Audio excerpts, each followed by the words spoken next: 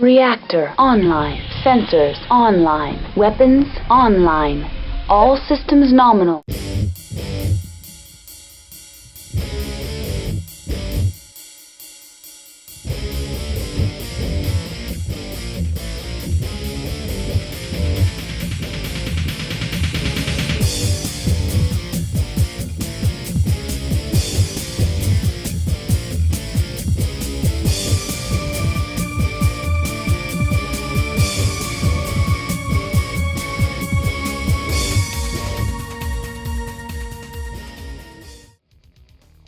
Hello everyone, B1B Flyer here, and in this demo I'm going to show how to do chipped paint and weathered paint effects.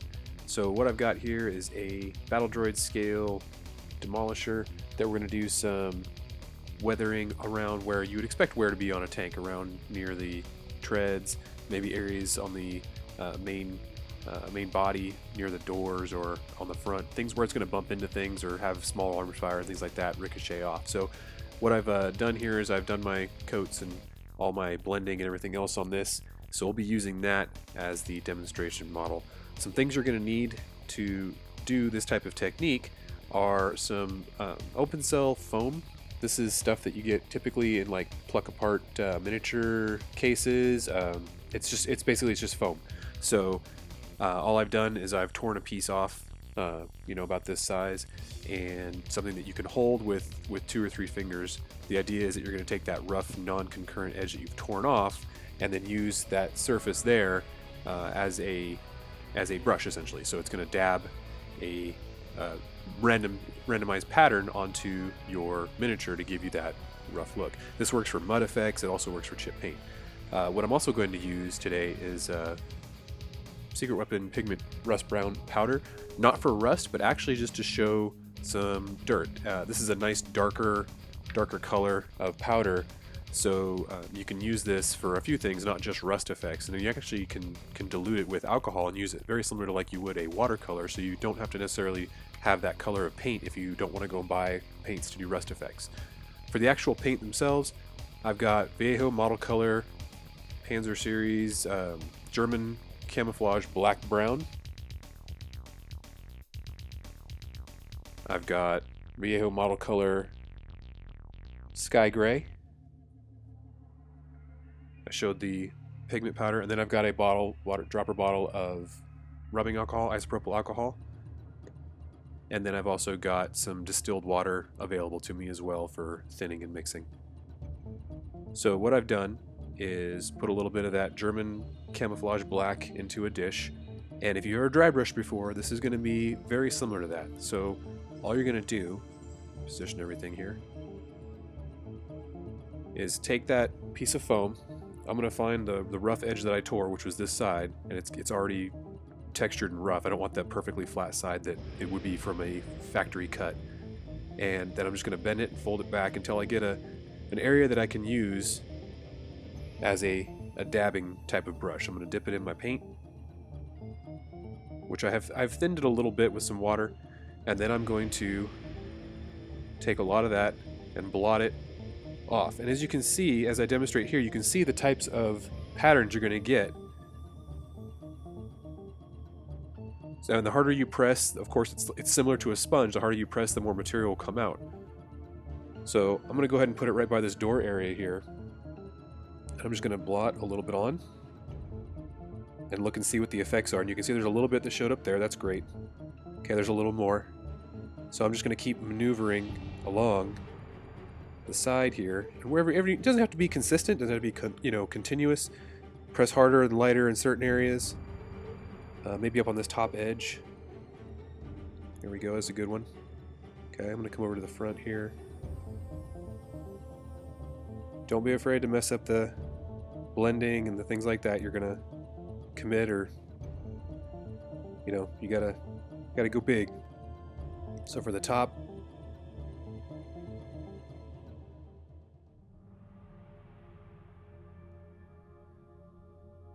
okay. So what I've done is I've put some randomized splotches on there. Excuse me. We continue all the way around. And notice I haven't reloaded any paint yet.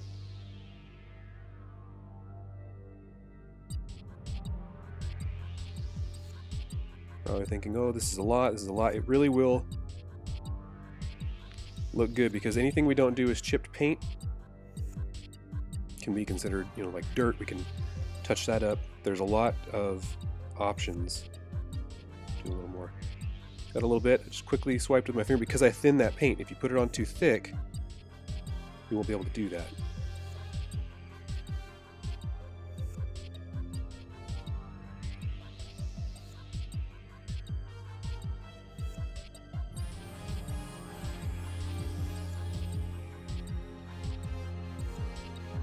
Now we're not going to necessarily go back and retouch all of these, but what that gray paint was for was to highlight the chip paint effects.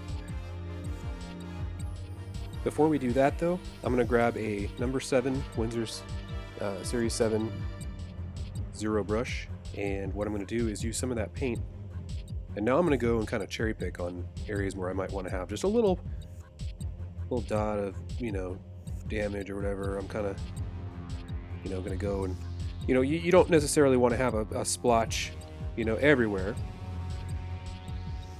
So maybe I'm now going to pick out some edges where I want to have chipped paint, maybe up on the edge of the fender here, down here on the front. Couldn't get there with a paintbrush, so, or with the sponge, but I can reach in there with a paintbrush. You know, maybe some guy tried to hit this thing with a rocket or something like that, so you get a big old paint chip. And you can kind of randomize some dots. You can do wavy lines. You know, you can do things like that. You can also find any errors or things like that that you maybe didn't quite clean up as much. There's imperfections. This is a lead miniature, so there's lots of dents, so I'm just going to blot that entire thing in dark. That's a big old dent. There's another spot here. There's one right there. Utilize those natural textures, and I want to put a little bit of wear on this decal. I want to show a little, hey, it's been around for a while. This tank has seen a few battles.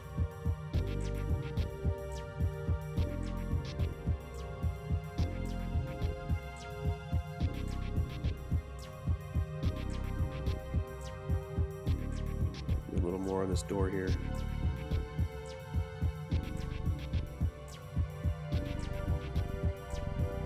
So what will happen is that splotch that we got on the bottom of this armor plate right near the treads, everything that we don't put a highlight on to mimic the chipped paint will just look like mud or dirt, maybe a little bit of rust or, you know, things like that, just natural wear. So it'll look really good when it's finished. You don't have to think, oh man, I did all these little dots and all these little splotches. Now I've got to go back and retouch every single one. Not true, not true. I'm just taking my time. I picked out a few of these earlier that I wanted to make sure I got some damage and a little bit of the extra texturing, but there's quite a few. Like I said, this is a lead miniature, so it's used, so it's been around. There's a dent on the fender there. I'm just gonna highlight that whole thing right there. That'll be a nice little top edge of chipped paint.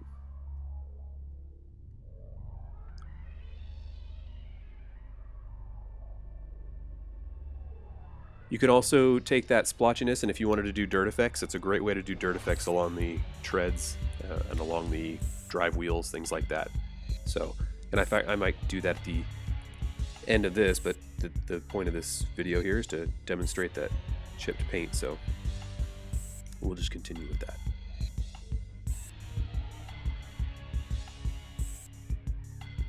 And I don't need to necessarily just do little dabs. I can also feather my brush just a little bit.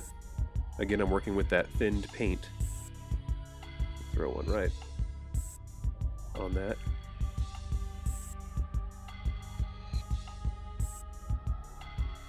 Doesn't have to be super opaque, but the idea is that this darker color will help show give you a solid background to show the highlight that you're going to do. So this being a darker green, I chose a darker brown to use. You could use a lighter brown if you're doing lighter colors, say a gray or a white or a tan or something like that.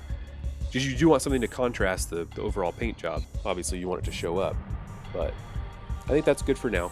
I'll continue on here with the demonstration. So now we're going to need some sky gray, and you can use any gray you choose. It doesn't have to be particularly anything specific.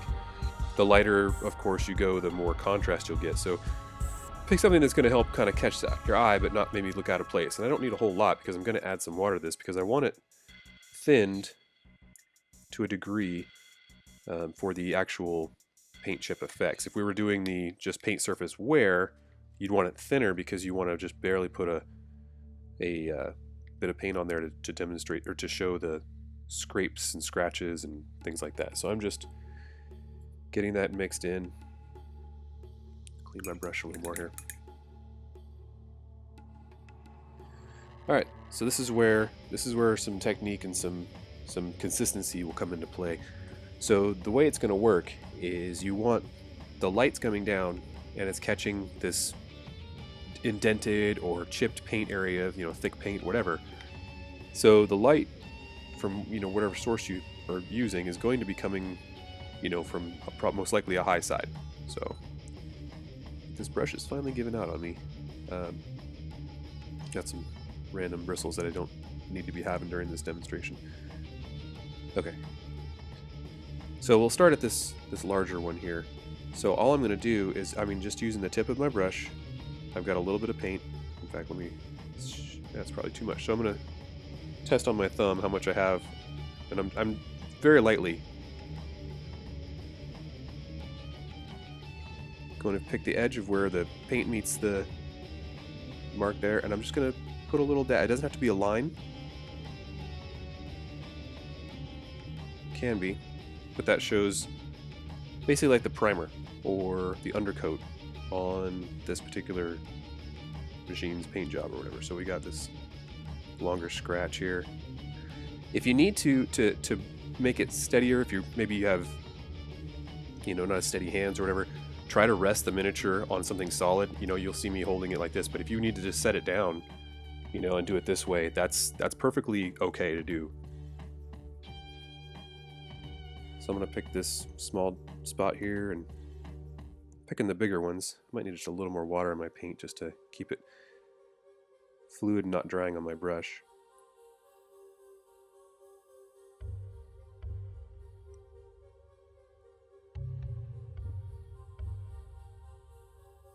So I'm just picking the underside of all these scratches.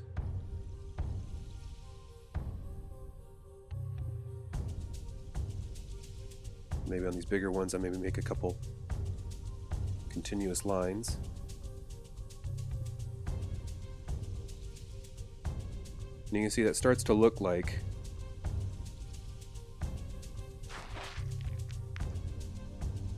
paint damage.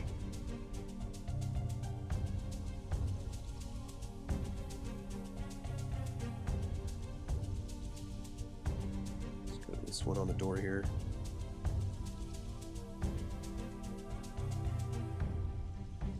And if you go and you put too much of the gray down and you're like, oh man, I got too much on there, it looks totally out of place, go back and put a little bit of that whatever dark brown color you're using, and dab it on there. Just make the damage a little bigger.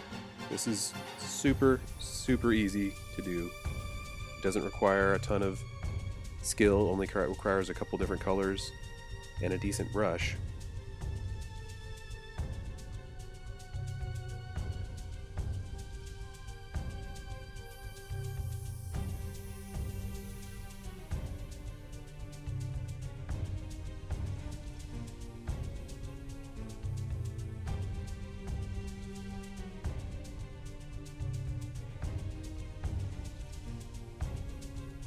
Got a little bit on this turret here.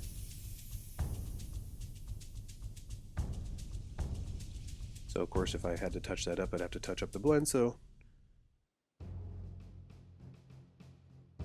the idea is to get it right. But again, if I don't like the result, I'll just go in and add a little more of the dark brown. and make up for it.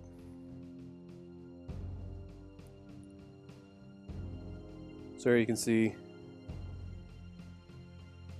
you add a little depth to that battle damage. Okay.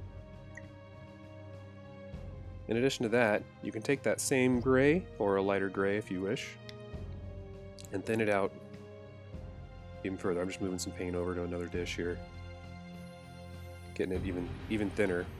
Now this is where it will take a little bit more brush control. So let's say on this this armor plate over, a little more hair paint. This armor plate on the drive axle, or on the drive truck here.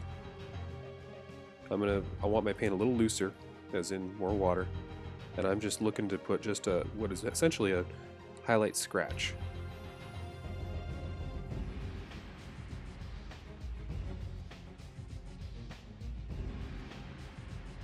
You know, maybe brushed into something a little bit. And, you know, maybe I'll hit a couple. There's a little too much. No worries though. It's wet. Go in. Dip your brush in some water. Erase the part that you don't like. It's not really good for your brush, but like I said, this one's on its way out. A little more paint.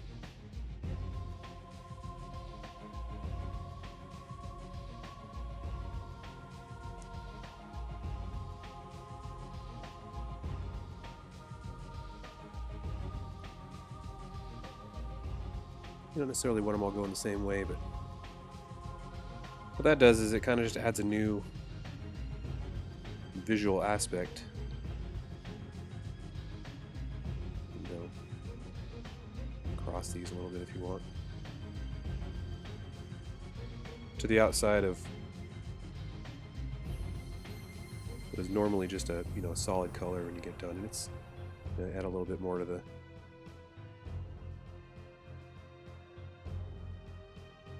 kind of randomize, glancing blows. It didn't quite make it through the paint, equipment moving next to it, and some private got a little too close to the vehicle. But what that does, again, is it just adds some visual interest to something is going to have wear and tear and a lot of visual variety. Okay. Now let's start working with the rust brown pigment. And for this, you're going to want an old ruined brush. I've got it's a 3.0, I think it's a nylon brush. It used to be pointed, now it's mostly just kind of like a feathered end or whatever. Pardon me. And I'm just going to use right out of the dish here. You can put it out on a note card or whatever. Careful opening it, they're filling pretty full. So this is really a rich color, and the way that these pigment powders work is you can brush them on, you can use Q-tips, you can whatever you want to apply them with is fine. So if you get it up on the brush, you can load it up, and it's a very fine powder. In fact, you can work with it off of a paper towel if you wish, but the methods to apply it are just direct dry application. Then you can also use water, and you can use alcohol. Alcohol will fix it, is what the term would be. You can also use Pigment Fixer. The different companies that make these also sell Pigment Fixer. Basically, what that does is what it sounds like. As soon as it's applied, that is where it's going to be. So if you're not sure what you want to do, don't bust out the alcohol and go at it just yet. So I'm just gonna use some of the right out of the pot there, and I'm just gonna go and kind of dust some of these drive wheels. And I'm just working this powder in. Now, if I were to take my brush and dip this in alcohol, put this in here, it would create almost like a slurry. So just keep that in mind, that depending on what you're trying to do, you have to kind of get familiar with the material. So I've dipped my brush in some water. So now I'm going to go in and kind of just actually work it out of some of the areas I don't want it to be. And again, because I'm using water, it doesn't stick. If I were to use alcohol, once it dried, it would want to stay in place, and you'd have to use I think you'd have to use more alcohol to take it off. I actually haven't messed with that too much, but maybe if I don't want some of it in this wheel as much, I can just take some water and wipe it out. So this is why it's good to use an old brush. You don't want to be ruining the tip of your brush, but if I want most of that stuff just to kind of stay in these treads here, now it's in there. Another thing that will fix this or make it permanent is you don't need to use that fixative or alcohol. You can do what you want to do and then do your normal sealer, spray sealer. If you use a brush on sealer, I think it'll ruin it. But if you have a spray gloss or a spray matte or whatever you want to use, once you put that on, that stuff's not going anywhere. So again, that's another method for you to be able to utilize if you either don't want to buy the fixative or you want to wait until you've got it all down and then just spray it at the end. So I'm just kind of breaking it up a little bit. I'm pulling some out here and there just to make it look interesting, and you can see the difference between the two treads now. Just a little bit more realism, and not necessarily to show rust. It's more of a mud and dirt, and if I wanted to, I could seal it and then put a wash over it, and it would just have a little bit of a weathered metal effect. So the other thing we can do is use a little bit of that alcohol. I'm just going to put some on a palette here. So now I'm going to grab some of that pigment. I'm going to throw it in this alcohol, and you can see as I mix it up, it looks very similar to paint, like a wash or an ink or something like that. So those fine pigments in this powder will dilute, mix them up, and then you could use this, if I wanted to put this on there as a wash. If you had darker pigment powders or whatever, you wanted to use it like a wash, you could do that. So just be aware that it's alcohol, so it's going to dry fast. So you don't have a whole lot of time to sit there and use it, like you would, and it's already starting to dry around the edges because it's, it's alcohol. But you can see now this, this was all, very, very wet, and this over here is much more manageable if I were to want to say touch it onto an area. So let's say maybe let's say right under this turret here is a little bit of area where I want a little bit of a rust effect. So now I've got it on there, and now I'm just going to manipulate it on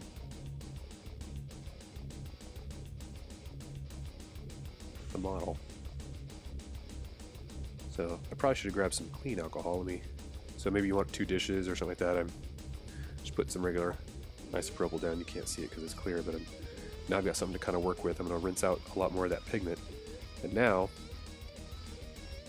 I've got it on my brush, and I can move that pigment around to kind of show a little bit of dirt under there. It's a bit of a dirty area underneath that turret. I can wash more pigment off of my brush with clean alcohol, go back in with a little more alcohol, and I can actually wipe some of it away if I got too much. So now I'm cleaning it up. So this, like I said, is a direct wash. Now the problem with using alcohol on a miniature that's not sealed is it will eventually break down the paint that you have on there. So just keep that in mind. Don't sit there and try to do so. So the best thing to do, it would be to seal it, probably with a mat, so you have some teeth or some texture there for the paints to adhere to, and then go back in and do some of this work with the alcohol.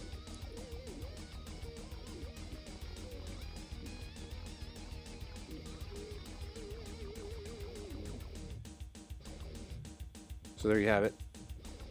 There's some weathered effects on the tank, some paint weathering, some tread wear, a little bit of rust or dirt buildup, chipped paint.